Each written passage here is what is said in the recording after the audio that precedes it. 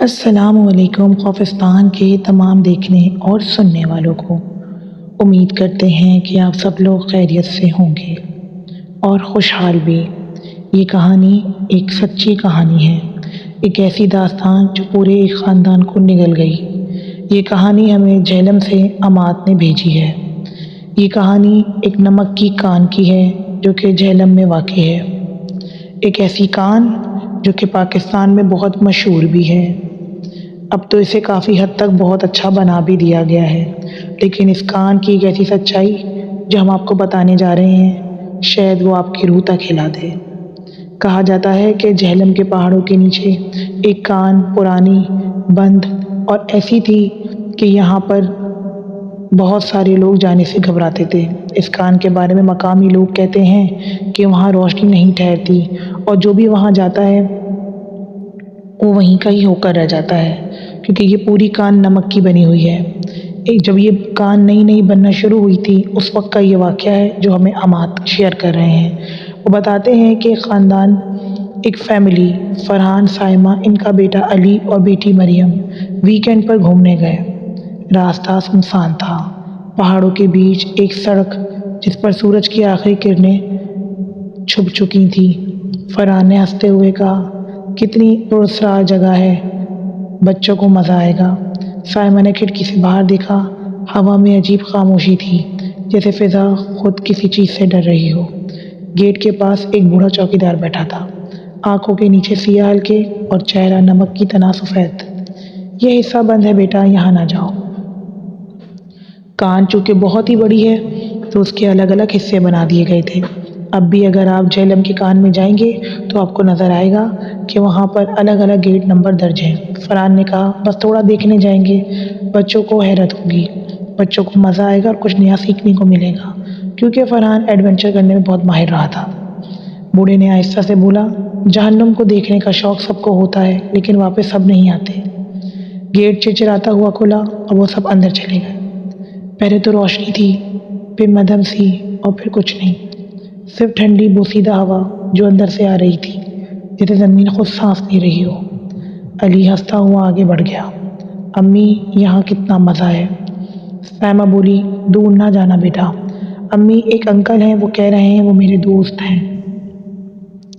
فرحان چونکا، کون انکل؟ یہاں تو کوئی نہیں ہے۔ علی ہنسا، وہ یہی ہیں مگر چلتے نہیں ہیں، بس دیکھتے ہیں۔ سائمہ نے پیچھے دیکھا، اندھیرا بالکل ساکت تھا، مگر ایک لمحے کو جیسے کسی نے سر جھکا کر ان کی طرف دیکھا ہو۔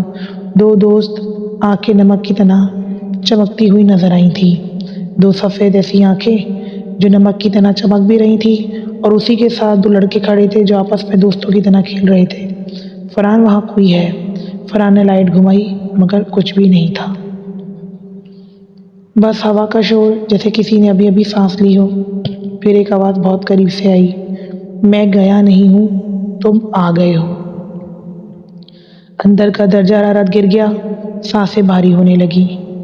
فرحان نے کہا، سانس روک لو، شاید کوئی گیس وغیرہ ہے، کیونکہ یہ کان کے انڈر گراؤنڈ حصے میں ہم چلتے چلتے آ گئے ہیں تو آلریڈی یہ کہنا بالکل بھی نامناسب نہیں ہوگا کہ یہاں پر ہوا کا دباؤ کم ہو جاتا ہے۔ سب نے سانس روک لی، لیکن پھر اندھیرے سے ایک آواز آئی جیسے کسی کی دل کی دھڑکن دھڑک رہی ہو، دھک دھک دھک۔ فرحان نے کان لگایا اور کہا کہ یہ ہماری دھڑکن نہیں ہے، اور اندھیرے نے جواب دیا، میں تمہاری دھڑکنیں سنتا ہوں، تم نے سانس روکی ہے مگر تمہارا خوف زندہ ہے۔ اندھیرا ان کے ساتھ ساتھ چل رہا تھا جیسے پرانا دوست ہو۔ پھر کچھ حرکت ہوئی جیسے کوئی ان کے ساتھ چل رہا ہو، مگر آواز نہیں تھی، صرف سایہ۔ سائمہ نے مریم کو پکڑنا چاہا مگر اس کا ہاتھ خالی تھا۔ مریم، مریم کہاں گئی؟ اندھیرا تھوڑا لرزا۔ انہوں نے سانس روکی ہوئی تھی مگر اس نے پہلے ہی ان کی دھڑکنوں کو سن لیا تھا، یعنی کہ وہ جنات تھے۔ کان کے انڈر گراؤنڈ حصے کے اندر وہ جنات جو نہ جانے کتنے برسوں سے یہاں موجود ہوں، کیونکہ کان کے اس حصے کے اندر جو کہ آج بھی کھول دیا گیا ہے لیکن سالوں سے یہ بند تھا۔ اندھیرا تھوڑا لرزا اور کان کی دیواروں پر سے کسی نے انگلی سے نمک میں لکھا تھا کہ اب وہ کھیل رہی ہے۔ جگہ جگہ پر نمک کی کان میں الگ الگ قسم کے پنجے سے بننے لگے ہاتھوں کے۔ ہاتھوں کے نشان، پیروں کے پنجے کان کی دیواروں پر بننے لگے اور باقاعدہ یہ لکھا ہوتا کہ اب وہ کھیل رہی ہے۔ سائمہ کی چیخ کان میں گونجی، اندھیرا جو اب تائید دیتا، اندھیرا جو اب جواب دیتا نظر آ رہا تھا کہ شاید یہاں پہ کچھ عجیب سی قسم کی حرکتیں محسوس ہو رہی ہیں۔ فرحان کہتا ہے کہ چلو یہاں سے، چلو آگے بڑھو۔ پھر آگے دیکھتا ہے، قدم بڑھاتا ہے تو خون سے لکھا ہوتا ہے کہ وہ میری ہے۔ فرحان پاگلوں کی طرح بھاگنے لگتا ہے مگر ہر راستہ واپس اسی جگہ آ جاتا ہے۔ بچے کی ہنسی گونجتی ہے مگر وہ مریم نہیں ہوتی، کسی اور کی ہنسی تھی، گہری بھیگی ہوئی، جیسے کسی نے پانی کے اندر ہنسنے کی کوشش کی ہو۔ اب صرف علی بچا تھا۔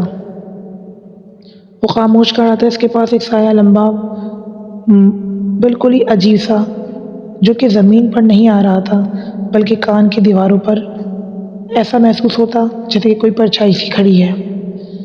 فرحان نے چیخ کر کہا کہ علی کو پکڑنے کی کوشش کی مگر سایہ اس کے سامنے کھڑا ہو گیا، اس کی آنکھیں نمک کی طرح چمک رہی تھیں اور وہ پھر بولا کہ یہ کان اب تمہاری نہیں، تم اس کان کے ہو۔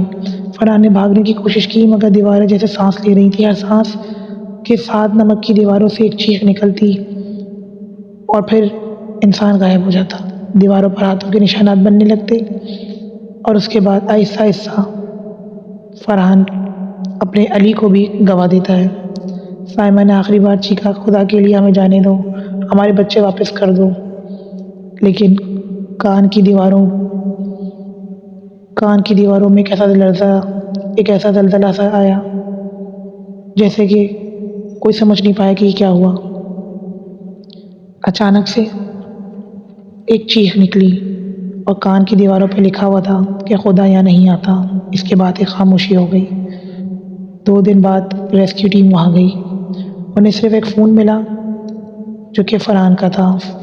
فون کی ریکارڈنگ میں آخری چند سیکنڈ محفوظ تھے اور فرحان کہتا تھا کہ ہمیں بچا لیا جائے، یہاں پر کچھ الگ ہی قسم کے دیو ہیں یا کچھ ایسی قسم کی سپر نیچرل طاقت ہے یا جنات ہیں جنہوں نے میری بیٹی اور میرے بیٹے کو دونوں کو نگل لیا ہے۔ میری بیوی اور میں بھاگتے اور چھپتے پھر رہے ہیں، ہمیں بچایا جائے۔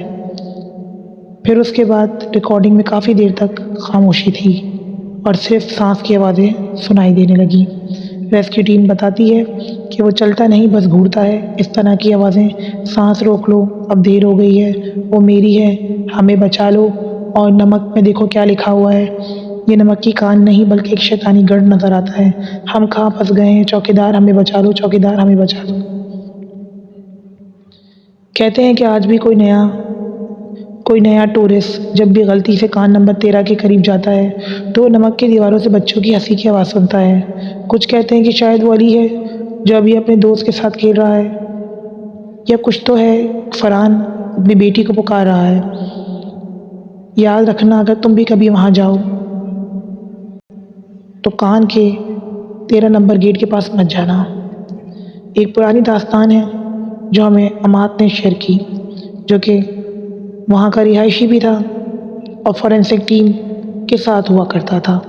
انہوں نے بتایا آج بھی یہ کان بہت اچھے طریقے سے بنا تو دی گئی ہے، لیکن یہاں پر کچھ الگ ہے کیونکہ یہاں پہ ٹورسٹ بہت کم ہی آتے ہیں، بہت کم ہی ٹائموں پر یہاں پر ہر چیز نمک کی بنی ہوئی ہے، تو یہاں پر بہت ہی کم جب فیسٹیول لگتا ہے یا کوئی ایگزیبیشن لگتی ہے تو اسے کھولا جاتا ہے۔